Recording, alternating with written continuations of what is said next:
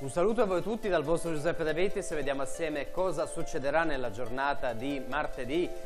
Intanto però uno sguardo generale ancora a rischio valanghe, vedete nella giornata di lunedì è stato ancora piuttosto elevato tra il 3 e il 4, soprattutto sulle Alpi più orientali, quindi ancora mi raccomando prudenza. Vediamo comunque cosa succederà nella giornata di martedì. Pian pianino tenderà a migliorare, ma ancora in mattinata avremo piogge sparse soprattutto sulla Romagna, sui settori più orientali del Veneto e sul Friuli Venezia Giulia, con nevicate sull'arco alpino, soprattutto su Friuli Venezia Giulia e settori montuosi del Veneto, oltre i 700 mm.